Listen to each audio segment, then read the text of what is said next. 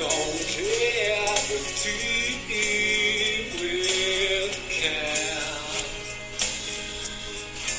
Longevity with Cal. Hey everybody, welcome back to another episode of Longevity with Cal.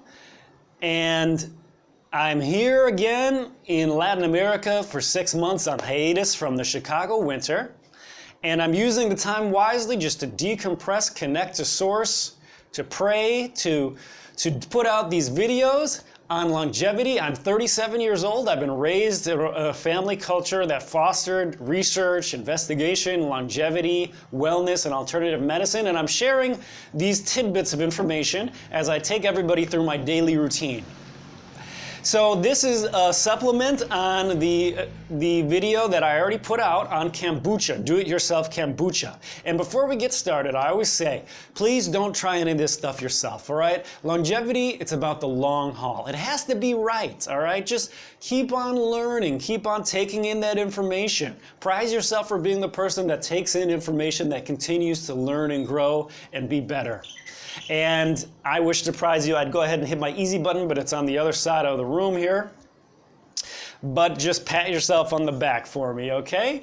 All right, so here we go. Now, before we get started again, hit the like button, all right? Smash up the old likes, all right? It's scientifically proven that generous people are happier people.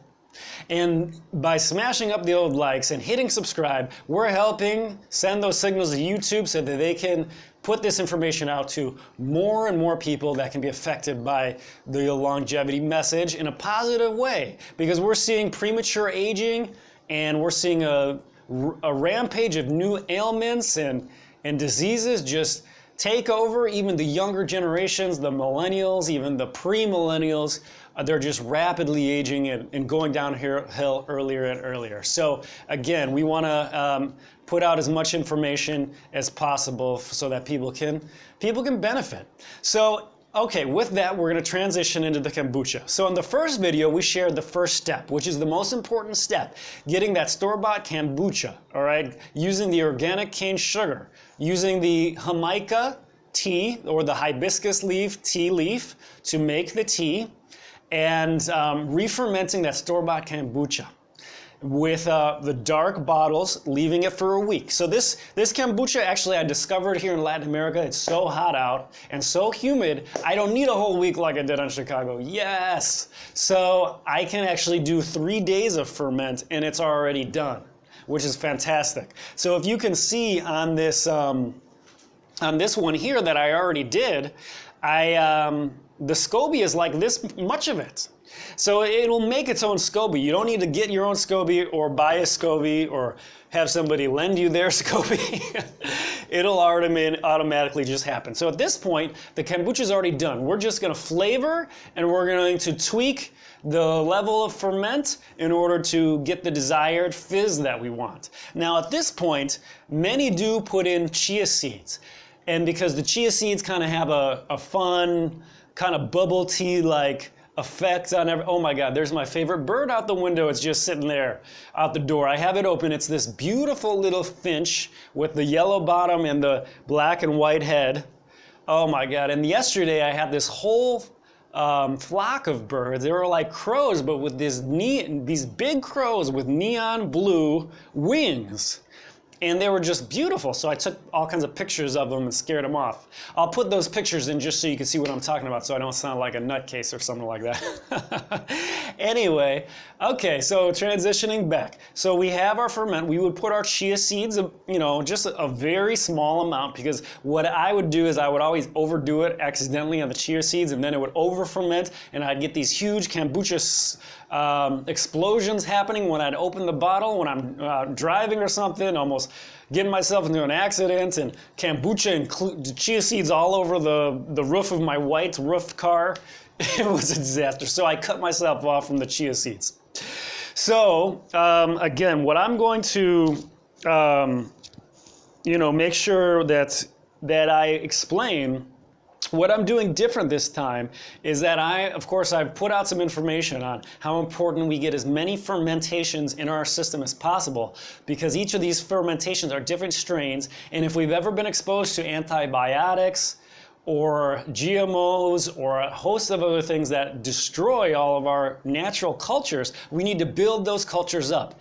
We should have hundreds and thousands of strains of cultures within our intestines and within our stomach. But of course we don't. So as many different strains as possible is great. So what I'm going to do is I'm going to use the fact that I'm doing a ferment to enhance the healing power of the kombucha. As we know, the noni fruit tastes terrible, but it's like a cure-all for a lot of reasons. And that's why it's so expensive. Here, where I'm at in Latin America, I just walk down the street and pick them off the trees. So what I did is I made kind of like a smoothie with guava and noni. And the noni that of course, and you know, it's really not that bad. Once you get over the first sip, you can do it. Again, this is not childing, we're talking about adulting here. We're not doing this just for the taste, all right? We're the kind of people that can handle a little discomfort for some major health benefits. So with that, I already poured in my noni with the guava, and this time what I'm doing different is I'm using the agave, 100% agave syrup, which is a vegan substitute for honey. And that increases the fizz and the ferment. They like to eat the agave a lot more than just the regular sugar. I mean, it must be easier for them, the probiotics, to break down. So I already poured that in. So this is what it looks. This is kind of the level that we want. Actually, I don't even want it that high because I want it about this level. So at this point, all we have to do is leave it overnight to ferment again, strain it out, and bottle it up in our small bottles and put them in the fridge so that they're nice and cold, and then as soon as they're cold enough, we can drink them, because I'm already out because I already drank my weekly supply. So that's the do-it-yourself kombucha in a nutshell. I would go ahead and show you how I pour everything in. I don't even have a strainer anymore. I mean, I never got around to getting a strainer here yet, so I'm gonna get one this Sunday. So I already did that in advance because I didn't really want to make a whole big mess for you all. So with that, I'm signing off. Again, don't try any of this until you do your research and it becomes natural. That push energy with longevity just doesn't work. Longevity is about the long haul, all right? Let it be easy to just take in the information, and I prize you for being the kind of person that takes in information to learn, to grow, to better yourself, because knowledge is power and it does help us along our path. So again, just let it be easy, be natural, and everyone have a wonderful, fantabulous rest of your day, and we're signing off with Longevity with Cal. Lights out. Ciao, ciao. Ciao for now. Bye-bye.